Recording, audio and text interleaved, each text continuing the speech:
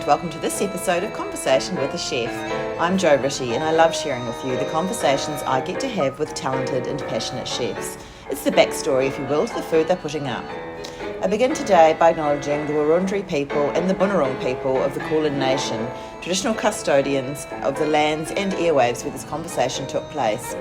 Land which was never ceded, land where communities came together to eat seasonally, locally and without exhausting resources. I pay my respects to the elders past and present and to any First Nations people listening today. Today I'm talking to Matti Fallon at Mr Vincenzo's. I've had a few chats with Matti over the years and they've always been good ones, so when he suggested a catch up over lunch, it was a hard yes from me. We sat by the front window of Mr Vincenzo's with Mornington Park and Port Phillip Bay across the road and we feasted. Stracciatella, artichokes, walnut vinaigrette and peas, snapper crudo, zucchini flowers with ricotta filling and whipped avocado, rigatoni with wild garlic pesto and smoked mozzarella. It was all so good. We decided to leave the chat until after lunch, so in true lo-fi conversation with a chef style, and because we'd already been chatting over lunch, the actual conversation just continued on. So when you're listening, you might feel as though you've entered halfway through, but the best is still to come. Matti had worked at Rare Hare, Huxtable, DuNord and had a residency at the Broadsheet Kitchen, as well as running a Kiwi pie business. And he'd finally opened his dream restaurant, Colt Dining, in Mornington. 3.5 weeks after opening, he lost it all in a fire. I'd been about to drive down the following week to chat with Matti, and he sent me a photo and the message, Raincheck. But here we are, a year on, and he's opened the glorious Mr Vincenzo's. We sat at a wooden table out the back, which was the only piece of furniture to be saved from the blaze, and Matti just launched into it all.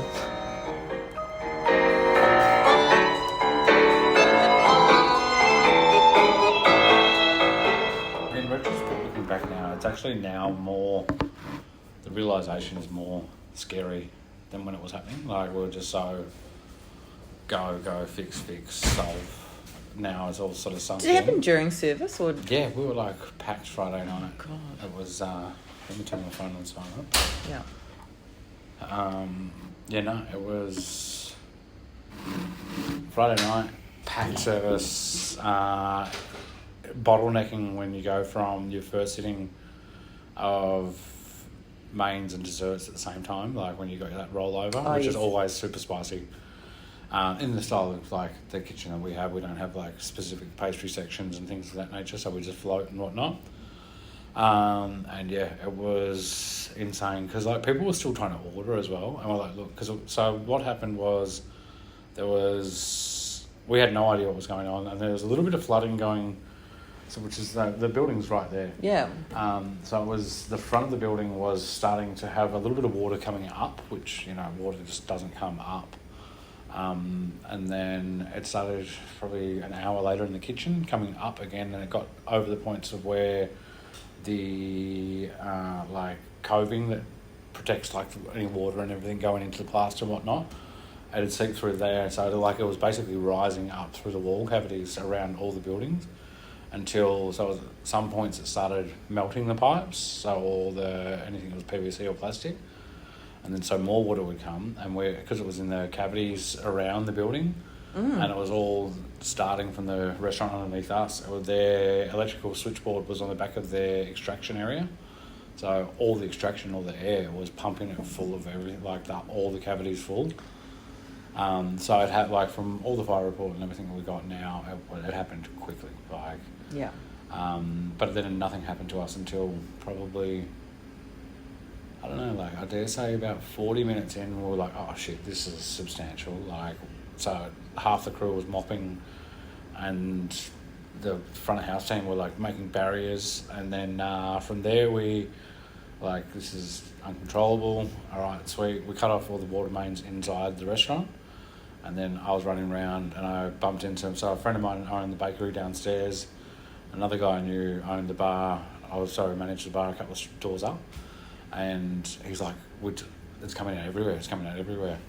And we managed to find the mains, which is in the part of the old building, which is the heritage listed, so it was all blocked off. So we had to break into that to turn it off. And by that stage, so as soon as we turned the water off, is when the fire really went, because there was suppression systems in place but they hadn't been activated. So everything these days is all heat sensitive as opposed to steam and smoke and things of that nature.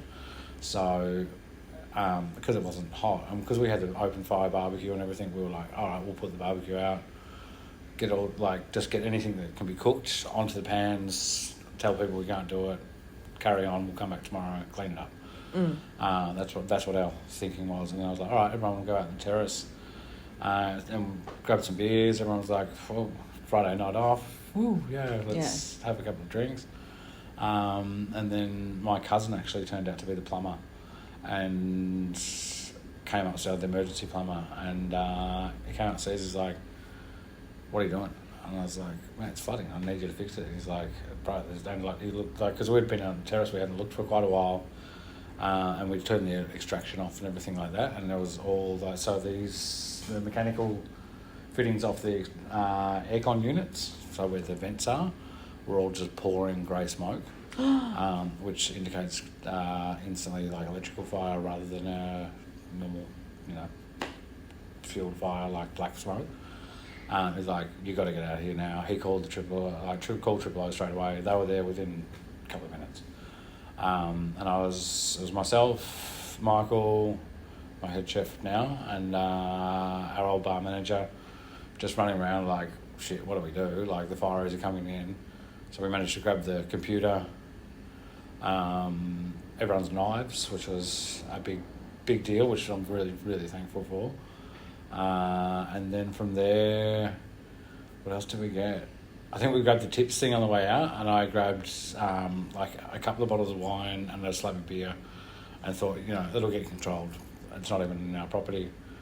And then the next thing you know, we're sitting out here, literally right there, and the neighbour's extraction, or the underneath neighbour's extraction, completely caught fire, and then within 10 minutes it was just all roaring. Just not like, and I watched it go through, because we had, so the front was the cool room, I was like, that's fine. Then there was, because we were doing a lot of like bottle ferments and stuff, and heaps of ferments in the front, and doing our own booze and whatnot. So I watched that section go up, and then right after that was the records, so that blew up, and then all the vinyl caught fire, and that I watched it as like a timeline, just knowing the place so intimately of where everything was, and I just went, and the records went, boof, and then from that point straight into the kitchen. Next thing to go was the deep fryer. Deep fryer blew out like the back wall, like a part of the back wall, and all the windows and stuff.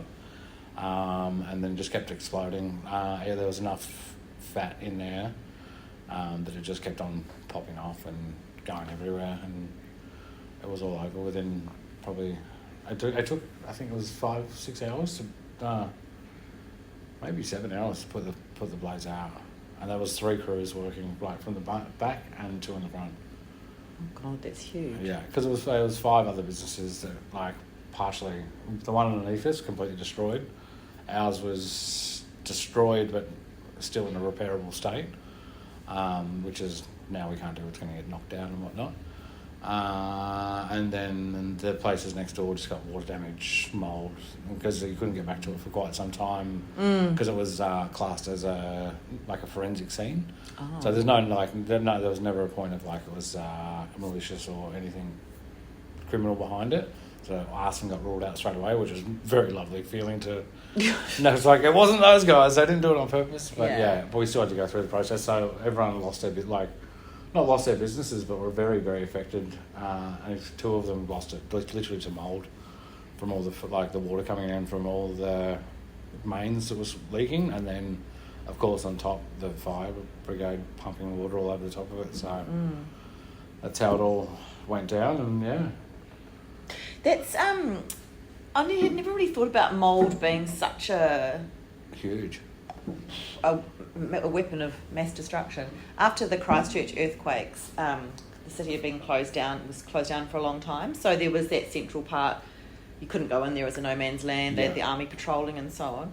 But right before the earthquake, like on a Tuesday morning, restaurants had seafood delivered and stuff. And then when everyone was abandoned, the mould. So a building that wasn't actually affected structurally from the earthquake had to be pulled down because of the mould got into the concrete. Completely.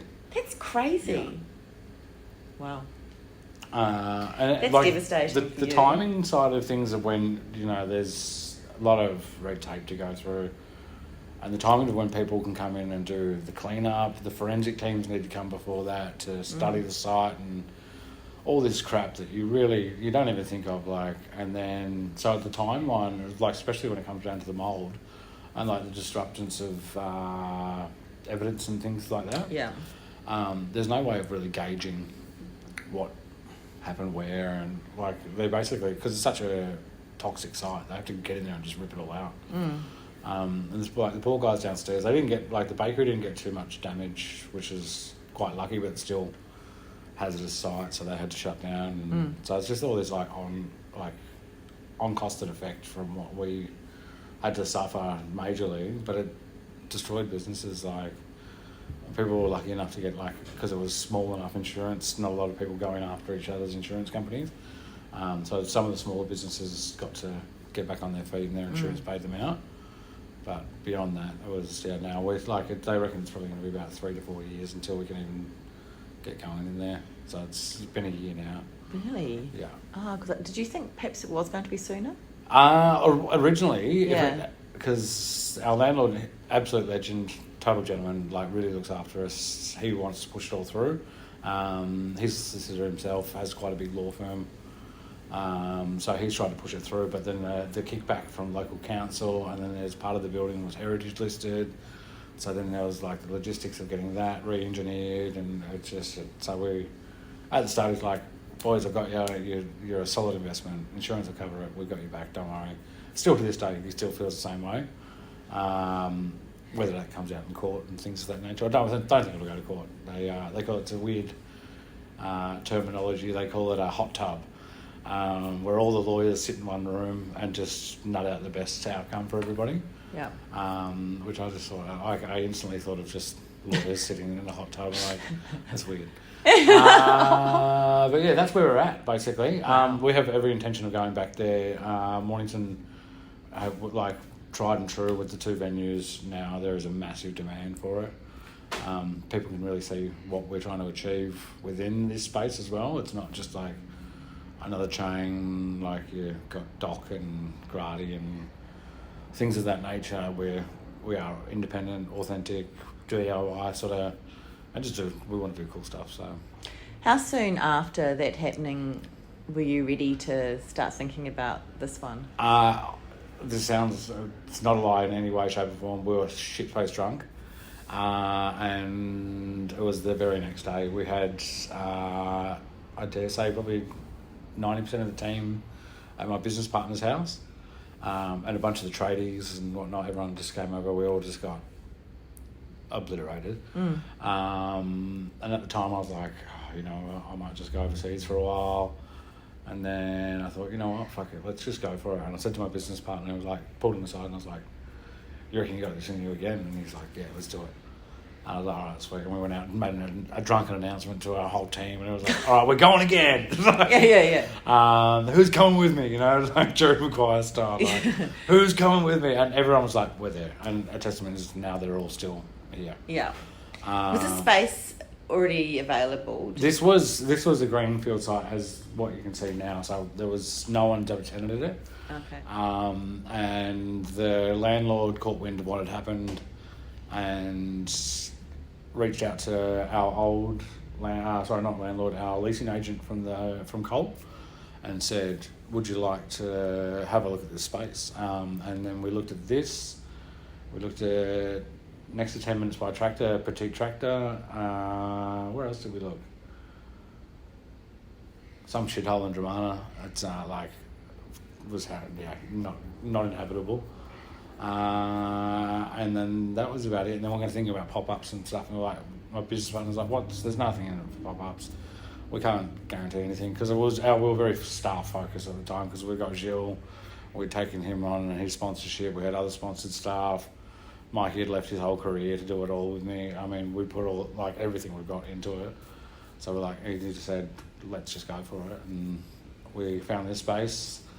We got invited out to Point Leo Estate for lunch. because they had suffered from the same sort of thing. They caught fire and lost everything. Yeah. So they invited us out for lunch, and the GM there just sort of gave us some tidbits of how they got through it and whatnot. And then that afternoon we got a maxi taxi from Point Leo Estate to here, met the agent, and I was like, get the paperwork ready, we're doing it. And I had no fucking idea what I was going to do with the space or anything. I was like, what can we get out of it? And it's like, the landlord's already offered 12 months rent free, and you don't need an occupancy certificate straight away. We have to get a builder and things of that nature, which is usually one of the hardest parts. Just take it and then we'll kick off from there. So we just went from there to, everybody just kicked into gear. I was like, all right, sweet, we can do this, and this. And the first concept was where we are now, which will be the fine diner, because this is lower rent and it's more intimate, and we could probably get a lot more out. But then one great thing I've learned from my business partner, from him being a chartered accountant, is the scale to economy of our output opposed to what we're bringing in the door. Can it be greater? How can it be greater? And what would not tarnish the brand in the same way? So then we're like, all right, well, what if we did it this way? And we opened a wine bar in the front, name undecided at the time. They're like, we'll do a wine bar. We've got Gilles, incredible sommelier. We've got Mikey. It's like, Mikey was my sous chef there, and I was like, I'll just put Mikey straight on to head chef. He proved himself in the pudding there.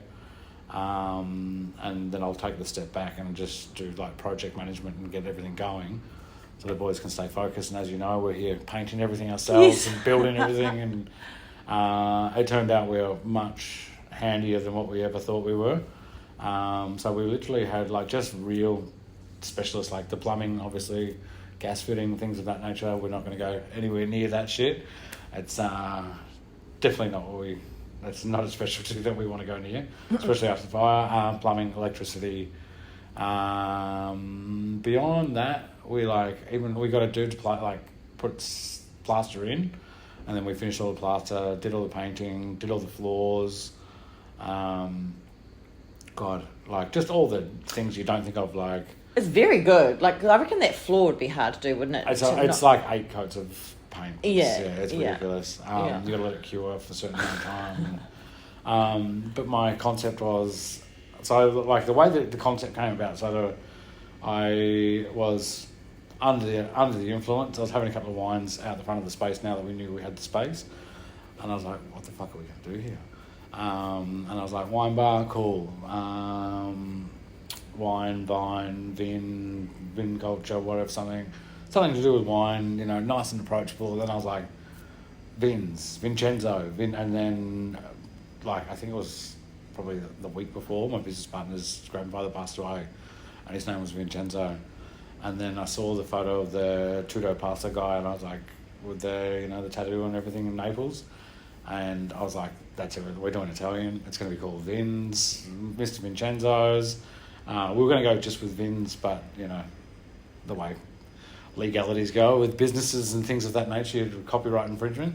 No one had Mr Vincenzo's, and it was just perfect to what my business partner's grandfather, he moved over here from Italy, started his whole family's business, and still to this day they've got they were tailors, and they've got a place in Rathdown Street still to this day. So they're early pioneers. And likewise with Colt, my grandfather was one of the first people to move to Mornington to do horse racing here. So hence the reason we call it Colt, was like a homage to him.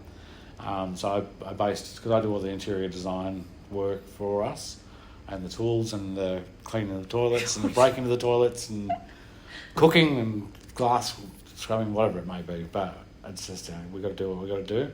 But they've both been homages to our grandparents as well, back to our conversation earlier about nostalgia. It's everything always carries a bit of nostalgia. That's where a lot of influence comes from. Well, yeah, my jump to nostalgia was because when I was thinking about you cooking different cuisines. So when I first spoke to you, you were doing the pies, but you'd been at Broadsheet Kitchen doing Chinese... Chinese-ish. So, it's the white man's version of retro, accessible Chinese food in Australia, which my dear friend Tony Tan explained the whole history, and is basically, like every reference was, well, bloody Bob and Suzanne didn't want to have, you know, like soggy chicken with, you know, Chinese chicken rice and things like that. So we just decided we need to make money, we need to make stuff, so we'll just grow some chickens and make sweet and sour chicken, lemon chicken, and we just made it dumbed down to the Aussies, and then that was basically it. And that's why you always see spring rolls and, you know, lemon chicken, honey chicken, sweet and sour pork. But I fell in love with that stuff as a young fella. One of my really good friends growing up, his parents owned a Chinese restaurant, so I spent a lot of time there as a kid. And still to this day, I still can smell it and see it and feel it. We used to play Sega out the back and very nerdy and whatnot. And that was like how that whole thing came about. It was... Yeah, and then the pies. The pies was already going prior to that. Prior to that, yeah. The pies was... So I took a bit of time away from cooking. So I was like working... I wrapped up at Huxtable was the last job that I had. As a sous chef there, but I was just like young, no business sense. I'd lost a business, DuNord, back in the day purely from not knowing shit about shit, to be honest. But why did you choose something Nordic? Because that was the brief. So prior to that, I was doing like heaps of pop-ups, doing like like smoked brisket and pulled pork and gumbo and stuff like that. And this is like much, much earlier than that stuff was popping off. Like the Fancy Hanks boys and I would do like pop-ups at the Beaufort and Carlton. Yeah. And they'd pull up with their smoking trailer and I'd be doing gumbo and jambalaya and stuff inside, and we'd have like... That's like another cuisine again. Yeah. So global. But yeah, it was just like, it was, you know, I guess was like a time to be... It was when that pop-up culture was huge in Melbourne. I guess it was huge around the world. People were just trying to find themselves outside of this very strict, regimented cuisine base. Your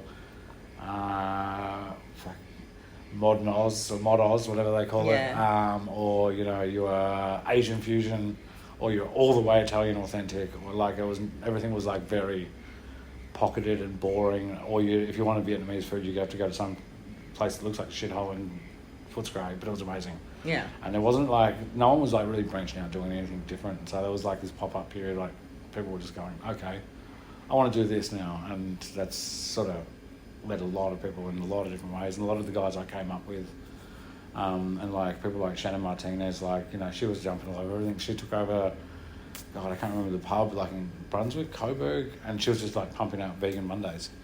And that took off. And, you know, like people like Daniel Dobbers, and like he was doing like molecular gastronomy, like at Bomba Rooftop and like things like that. Like Nick Stanton was doing like classic New York American food, and it was wild. Like everyone was doing their weird little niches, and it was like everyone was really free for a while. Still are, I guess. Like it's been a testament to the way people are cooking now. But it was a fall down between going from these like old school kitchens. I worked at Longrain, and it was like you just do egg nets all day, every day. You box off your prep, you make egg nets. That's all you do. You go home, you smell like shit. You smell like you've been working the wok all day, and that was your entire career. And you're just like, and it was a privilege to work in these places back then, because it was like really good chefs, and you'd learn a lot of discipline and how the hierarchy of the kitchen. But you'd learn that same shit in a good pub or like in a half-decent French bistro. So I think there was like a bit of a punk rock rebellion sort of thing of like, oh, we're sort of over this. And that's where that sort of being able to hop and jump towards different things that caught your attention at the time was really good. And that's where I did the Nordic thing. I was doing the pop-up stuff, and then I wrapped up at Huxtable. I was wrapping up at Huxtable, looking for something new to do, and the guys that own that said, hey, I've got this guy, he's a Swedish fellow, he's got this cool little bar, he wants to put a food component in, and there was like an untapped, beautiful dining room. The kitchen was barely set up, and he said, look, I'll just take a percentage of what you do a week and help you get finance to get it set up, but I really want someone to do Scandinavian food. And it was like not well before Noma stuff. It was when Noma was surfacing and things like that, and it was like it really struck a chord with me because I really respected the way they were treating the nature forward component of how the cooking was, and more so the process of obtaining the food rather than getting and I still to this day I refuse to put shit on that comes from another part of the world, or it's a luxury because it's a thing, we won't put caviar on just for the sake it's fucking caviar. It's just a bit boring and dated, I guess. But we'll use yabby roe and make it a wicked sauce and stuff like that. So that was the big thing that spoke to me. It was about the time and place and the locality and the connection of what you're doing.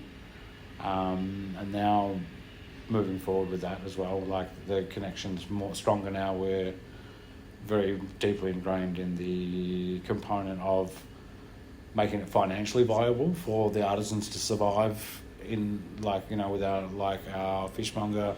He's a local bloke, goes out and gets his stuff from Port Phillip Bay or Western Port Bay. Whatever we get, that's it. So that was where that whole Nordic thing sort of came into play when I started bouncing down that trap, and it sort of got to me to where I am. And then again, nostalgia kicked in, and then Kiwi pies were a thing, and then from there Broadsheet were like, hey, do you want to do something?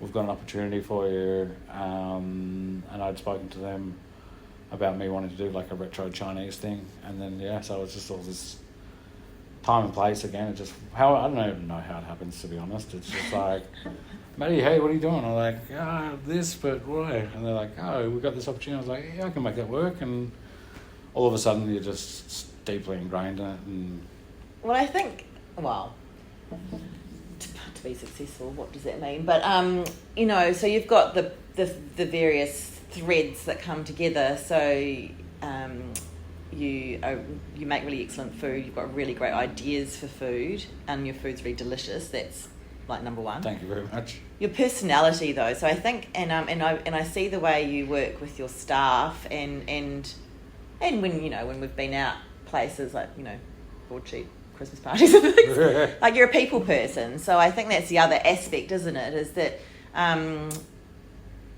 you're likable. You're not a wanker. Thank you. Let's put both of those to bed, and I can not have any late nights up late tomorrow. I'm not a wanker. But that's how opportunities arise, right? Because if you're open and you're very, very and you're easy to work with, then yeah, it's I'm always open to anything, and where the ideas come from, and there's no hierarchical no, you don't get to think like that because that's not your position. If the dishwasher tells me there's 12 different ways to do, our current dishwasher, she's late 50s and worked in kitchens for years, and she just wants to wash dishes now. She doesn't give a shit. She's over being on the grind, but she puts our systems in place better than any fine dining kitchen that I've ever worked in. And the system works for the style. We've got a tiny little kitchen, tiny little space at the moment, and she just sorted that whole thing out for us. And it's if I had said, "Oh, don't worry about it. We'll sort it out." With hero chefs or whatever it may be, it was go for it, dude. That's you. And everyone goes, have you seen what Deb's done? Everyone's yeah, Deb. Stay and drink with us, Deb. Yeah, which is good. I think it's the inclusive side of it. I started off washing dishes at the Portsea pub when I got kicked out of school, and cut my teeth there. And people took a liking to me for whatever reasons and showed me a few things here and there, and I just snowballed again. It's always, I guess I'm lucky enough to, whatever you said about, being likeable or whatnot, I've just been very lucky to be in the right place at the right time and work with the right people as well. And not burn bridges, that's something you can always, even if you stuff up from time to time, if you don't burn the bridge, then the bridge is always crossable. But if you chuck a torch on that fucker, it's gone.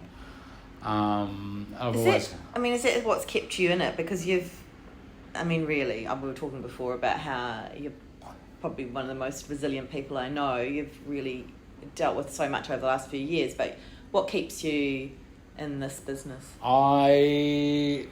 There's corny ways of saying it, and I'll try to avoid them, but honestly, it is truly the guest experience that, and not just for myself, and not for reviews or anything. It is truly having the ability to give somebody an experience that they can't provide for themselves, and then being able to do that in a unpretentious way and make everybody feel like, you know, when you come to my restaurants, you know that you are more than welcome to be there. If you've got $5 in your pocket or $5 million in your pocket, you get treated the same way. We don't give a shit. We are here to make your night or your day or your lunch. Never fucking breakfast. Never, ever. And people can call me out on that if I ever sell out. But if I sell myself off to Steggles Egg Chain or some shit. But it always comes down to the guest experience. And I know myself, like, I love to feel great. Like, when I go out, the reason I've partially moved back here to Mornington is it's like where I grew up. When I was younger, my grandfather was like quite a successful horse trainer, so we'd always go out for lunch and whatnot. And I loved it. Like, there was, I talked to old school heads from down here that know my granddad and whatnot, and they're like, "Hey, what about this?" And like the old places, like there's just a place called Julius Caesar's where you'd go get your crayfish out of the tank, and what else was there? Just heaps of like old school institutions. Like, you'd go and it was special, and I always felt really special about it. It was, you know, but the people were so warm, you know, like it wasn't. Now there's this, like, I hate to use sophistication about in a dirty way, but there's, with sophistication becomes this arrogance that sort of is very counterintuitive to what we're trying to.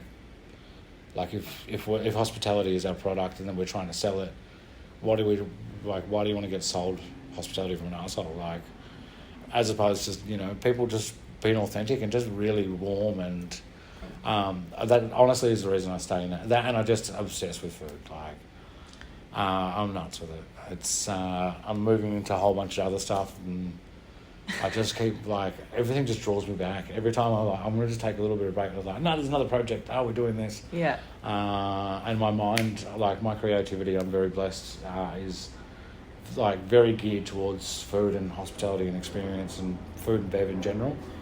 My mind just clicks all the time. I'm like, that'd be cool. And then, I remember sitting down interviewing someone for a managerial job, and I was sitting with my head chef now, and we were talking about it, and he's like, they said, like, oh, so what makes you guys so special? Like, why does everyone want to work for you? Blah, blah, which is a really nice thing to hear.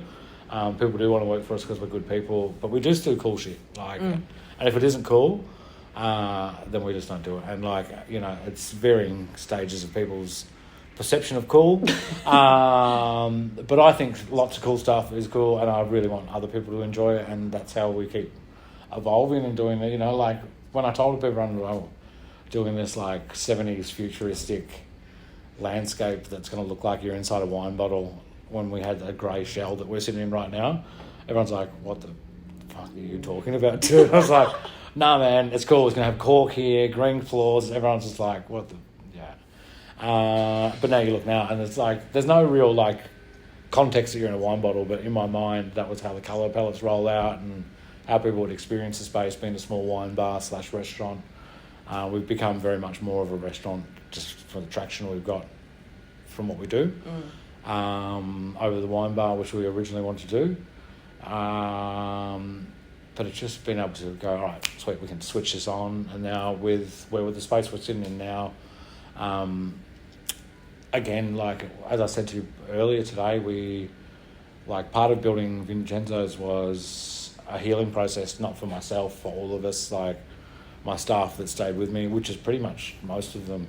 Like, we built it ourselves. We discussed everything on, there's no executive level in what we do. Things like, you know, as a business, as a group, now we have to have executive conversations, but everything gets decided on the man-to-man, woman-to-woman, human-to-human level, and everyone gets an input. No voice is unheard, especially Bob, our 80-year-old dishwasher. He puts his voice out there, and he's actually on the body corporate for this building, so it's really handy to have. But he's legend. But he's like, I think you should do this, and we're like, yeah, sweet, Bob, that's actually great, because he's like, he was an engineer for 50 years. Wow. So he's like super smart guy. Like we're very lucky to have people that follow us. Like I'm looking at the Colt sign now. It's spelt C-O-L-T, not C-U-L-T. But we have a cult following with our staff and the people we work with outside within our trades, within our like PR and marketing and things like that. Like Broadsheet especially, you know, those guys have got my back. They always have. They've done so much for me. But we all just work in this symbiotic nature. It's just like really cool to have this like thing it feels like very living and breathing what we do. It feels very community as well, and you were saying that around the time of the fire, how everyone rallied, but even now that you're open on Mondays, so a lot of the hospo people come and you just have a good time together. There's no competition or competition's a good thing when you all get on so well and you're feeding off each other and you're sharing the more places there are good places to eat. That's and exactly drink, right. the better. Like community focus as far as a financial standpoint, we don't see anyone as competition because we're very, I don't know, we're not to where we are, we're very niche. But there are very niche things around us, like, you know, your Port Phillip estates, jackalopes, things of that nature, that we're not in competition with any of them because none of them are anything like us. Yeah. And that's not intentional in any way. We're not chasing that style. We're just allowing ourselves to be ourselves within this space. And then from there, we'd again down to the Hospo Mondays. We never try and brand it as Hospo Mondays, but because we don't want to isolate anybody. But we just go $75 set dishes we're working with at the moment to come onto the menu, or what we've got left from what we were keeping from last week. We always have the staples, like sort of a few dishes on, and then we'll sort of blow it out. And you get it's $75, so it's accessible to all of our darling hospitality mates, because we know it's pretty dire out there these days as far as finances go. So that was what the main agenda was with that. But now we've got so much traction, and it's the best PR you can get is when you go to another restaurant and people are like, oh, where should I go? I'm down here on holidays, which is a very holiday destination, and everyone's like, go to Mr Vincenzo's, that's where we go, sort of thing. That's very flattering. So good. But again, community is like everything, and outside of our hospitality and our business side of things, the community after the fire at Colt was just everyone outpoured so much. It was amazing. It was people giving us records and coming through like lasagnas dropped on the doorstep, and I was like, how the hell do these people know where I live? But it's the cult. Yeah. The cult of Colt. Well, you're a great storyteller, and you were telling me you've got a great story to tell me. I do. So this is something that's not on record anywhere. But, you know, we kept it from our staff even to start with, just because we didn't want it to not be like, oh, we got all this money or whatever, because we had literally lost everything we ever had for Colt and the fire and whatnot. But it was literally, I think it might have been, so I came down the morning after the fire and did some TV interviews and like whatever, and then I was, you know, pretty shell shocked, and I was super hungover that day too. So as you can imagine, we did some drinking that night. But I came down. I had to take my twin daughters to the doctors, and I just was like, all right, I'll go and have a look. You know, just walk past and take it in for the first time properly. Because there was like, you know, people around for a long time, and it was the first day that I could actually go down. So I was standing on the side of the road, and this gentleman just walked up and he's like, oh mate, that was your restaurant, wasn't it? And I was like, yeah, it was, like, you know, just sort of trying to keep it low key. I had the kids and whatnot. And he's like, where are you going to be in about half an hour? And I was like, I've just got to go to Woolies, I've got to go to the doctors, I'll be around the area. I was like, why is that? He's like, I'm a farmer. I grow fruit and veg, blah, blah. I'd love to be able to help out in some way, shape or form. And I was like, mate, but anyway, more than appreciated. Thanks very much. So I thought he was going to go run off to his truck and get us a veggie box or something. He's like, give us your number. So I was like, yeah, cool. So I was in the produce section. So I was at the fishmonger, walking into the produce section at Woolies, and he was coming out of there, and he was ringing me at the same time. He was like, stop right there. And I was like, righto. So I had the twins and their pushers. They were behaving very well for once. No, they're always really good. But sometimes they're not. But they were happy as. So I was just cruising in. He's like, what's the name of your business entity? And I was like, I told him, and he's like, sweet, I'll get your baby in. So I believe in this concept of the number 8 as in an infinite forward-moving process. And I was like, oh yeah, so mum's a naturopath, or worked in natural medicine for years. I'm a bit hibbity-dibbity when it comes to that sort of stuff. My wife's like a weirdo tarot chick, but we won't go too far into that. Like, she's not weird at all, but she's always like, your star sign says this, oh, it's Mercury retrograde, but but this bloke caught my attention, and I was like, okay, cool, lay it on me. And he said that he lost his entire farm due to flooding, and then and then the only way he was able to get back on his feet is because all these people came out of the woodworks, and it turned out it was 8 people, and it added up to whatever, like 800,000 over a community. Like, it was a community outreach. It was like quite a big scale operation that he's got going on.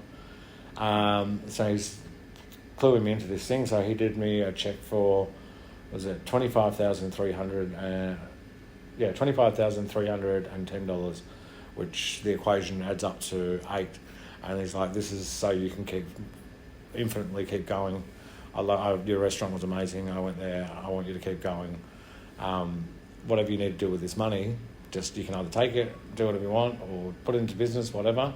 And I just broke down to tears. Like, had the twins sitting there. I was in the bloody, just as you go through the double door things and to go into the produce section of Woolies, I was just there and I just broke down. Like, I was already pretty emotional at the time, and wow. I just dropped to my knees. I was just didn't know what to think, what to say, anything. And he's like, go chuck it to the bank now.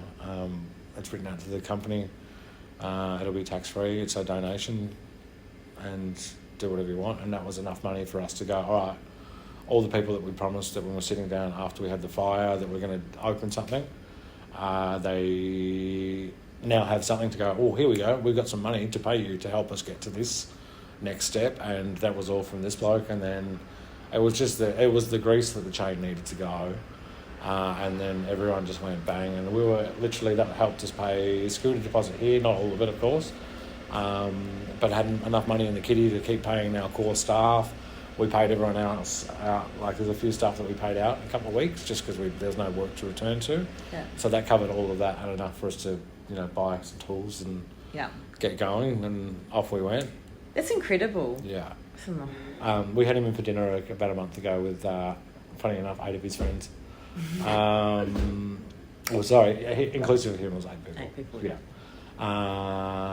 But yeah, just mind blowing. And now we're going to be working with him in the future with his farms to produce what we're doing for all of the 3 venues that we'll have on the cook and the catering stuff. So we've, from some terrible situation where we lost everything in the fire, and we thought, shit, what are we going to do, to now have a restaurant that's open, getting rave reviews, talk of the town sort of situation. So last year had the hottest restaurant in town because it was freaking on fire. But before the fire, it was that got rave reviews. Yeah, we were doing good things, and it was real good testaments. It's the proof's in the pudding now that this area was dying for us to be, not for us specifically, but this style of dining, this style of culture. After COVID happened, a big shift in the demographic of people came down here. People can work remotely and still, so one can be a tradie, one can work in an office, they can still be at home, go to the beach with the kids and be done by 5. So there's a lot of that. Sort of early 30s, late 40s, big boom. And then there's a lot of old money here, which is now turning into rich grandchildren, which is fantastic for business. Not to say that, we don't want to see anyone's grandma and grandpa go down, but that's the course of life. But it's opened up this whole thing for where, people like myself that can go, all right, we want to do this city-inspired style of dining, or more world-inspired style of dining in a place where I grew up, that we all live just up the road. And as you know, we're arguing over what beach to go to between lunch and dinner service. That's right. So, it's one of those serendipitous, beautiful moments. We lost everything to start again, to get it all back in a much better, grander scheme. And it's made me, you know, as you know, like 5 years ago I had like life-saving brain surgery. Straight after like I'd had the height of my career, to lose everything, start again, and then get back to the top, and then be open 3.5 weeks, and then bang, all over, start again. And you know, I've got bloody 2-year-old twins, which is just going to be relentless for the rest of my life. But you know, like it's just, I think, as you said, like being resilient. I never see, like myself as like going, oh, you got to be strong, you got to be tough, like you got to do this. It's not about that. It's about like I've really accepted what my journey and what I want to do in life and who I see myself as within this medium of, you know, like outside of this I do a lot of creative stuff, and I still see like my, not as a chef being an artist or anything wanky like that, like the chef is the artist or whatever, but as a restaurateur, more so as a small business owner, like I just want to be really good and creative and push what we can do, not just in this area, but what people can do across the board now, and sort of open that knowledge up to everybody as well. Is a big thing. Like, you know, as I said to you earlier, there's not much of a hierarchical situation. It's like, yeah, my business partner and I, we pay the bills, but we sit down every Monday with all the staff and go through, oh, this is what's happening. How are you? What can we do? What is needed for the business? Not, you're doing wrong, you're doing this wrong. This is like, you didn't post this at 7 p.m, get enough traction for your fucking social media or whatever it is. It's very holistic, and we're like, all right, cool, let's just go. And we achieve so much more. And that's why people come to us to work rather than us going outward looking for people. But that's a testament to why the way we always, I try to know, like we're magnet for really good, talented people, but they're really good people as well, which is very rewarding. Not to say that not everybody's perfect all the time.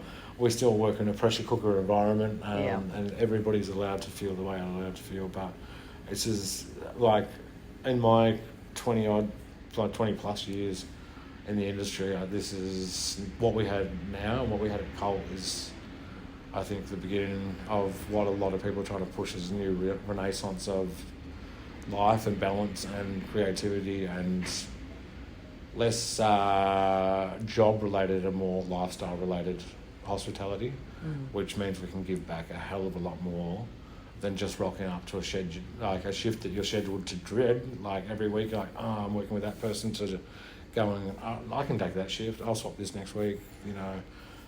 Not like it's not like, what do you call it, like a commune of hippies where it's like, hey man, we'll just pick up the slack, like, you know, we're super professional and we're driven and whatnot. But we work together and we respect each other, and I think that the culture thing comes from above always, and like I've removed my ego quite some time ago from learning from some of the biggest egos in the game, not how to have one. I think everyone has one in any way, shape or form, but how to control it and not make it toxify the workplace and things of that nature. I want everyone that works for me feeling like they're top shit all the time, because they're super talented and they're here for a reason, but they're not, like, I don't want them to go, I'm top shit because of, or I'm better because I am. Like, it's very, everyone fosters each other, and it's just this like gathering of knowledge, sharing of passion, everyone teaching each other. We have different, you say I've cooked heaps of cuisine, heaps different people work for me as well, and I've learnt so much from that as well. You know, there's more than one way to skin a cat, as well as bad as the old saying goes. I don't know where that saying comes from, but I always say it for some reason, so it's gross, but yeah. But yeah, anyone out there with a cat skin hat, don't take offence, but yeah. But yeah, I think there's a lot more improvement to be done, but there's a lot of forward shift in what we're doing, and I know there's like within my close peers in the industry and where I'm seeing them going and leading their staff, and not just their staff, their diners and their guests are becoming I think like there's a woke generation, and then the people that aren't woke becoming just more aware of what we're doing, not like being like, oh, you can't do that because you're cooking with Thai basil and you've got white skin, you know, like it's too woke. I think it's more like everyone can just be human. We can just be together on this. Back to always having an open kitchen, no smoke and mirrors, no tempers, no egos, no egos. And if anyone sees it, we all see it. So it's a bad business trait. So we always like to, and it's a connective thing that we enjoy, of like being able to be not a part of the dining experience, but like on the table or anything. But you can feel the energy in the room, and we're sharing the music. We hear the drinks going. Everyone's in dockets. Everyone's in communication. You can see and feel the flow of the restaurant. It's to me, is my personal favourite. As a diner, I always go, not always, but I love to go solo. I either sit at the kitchen, sit at the bar, just so you've got that little bit more connection than what you do if you sit at a table without. Just like, here's your menu, here's this. How is everything? Cool, clear your table. Can I get you another drink? Here, it's just like, I don't know, a bit more freeform. Not too like jazzy freeforms. Like everyone's like skibbity bip, like, you know, like it's sort of like. But it is very free, like, and very liberating that we can just, and we all work really well together. Like if the kitchen needs to pick up the slack on the floor, or vice versa, you know, we've got the guys on the floor that'll be like, oh, have you guys done the bread for the day? I'll make the bread for the day, or, you know, jump in and do some prep, or just help us get set up. And it's always, it's just that double-edged sword of like both sides are nice and sharp. So it's good So fun. good. Yeah. Lunch was so delicious. Thank you. My pleasure. My pleasure. And I can't wait for what's coming next. Lots more to come. Yeah. Lots more conversations I know. with chefs to have. So many more conversations with chefs, not with you. Do you have a timeline, or that's... Timeline, so we're doing our undisclosed catering component, which is targeted towards children and healthy eating. Mm-hmm. So we're infiltrating the school system, very small and steady, not like Jamie Oliver trying to change the entire American school system. It's like, no more chicken tenders, you eat broccoli. Like, it's not going to be like that at all. It's more about awareness, and there's a lot of programs that are in place at the moment, getting kids engaged with eating good food, but growing good food, seeing where waste goes, understanding the cycle of what food has as an impact and stuff. So we're trying to do that and implement that over a couple of schools to see where we can tighten it up, and then open it up to collaborate with other people. And so rather than not going as a global conglomerate or a money-hungry company, as we do with everything else, just figure it out nice and slow. And then hopefully, as anybody listening has worked in restaurants and open restaurants, we hope to be open in the space we're sitting in now, which will be Fend, in April. So probably see it in June, realistically. Yeah. Yeah. Well, that's still only a year after opening. Exactly right. One. Exactly right. So it's 6 months after Colt, we opened Vincenzo's, and it'll be another year on top of that. So, great. Yeah, when you put it in that the timeline, I was like, yeah, that's a lot. That is a lot. But I could never sit here and say all of this is for me and anything like that. I have a super strong team, super strong backing from my business partners. My wife is the driving force behind making all this happen. And this gentleman, Michael Cassis, that just walked past, is the driving force behind a lot of the culinary decisions we make and the direction we go in. Hi, Mikey. Are you guys still here? Yeah, we're just doing recording. Yeah, you're part of the recording now.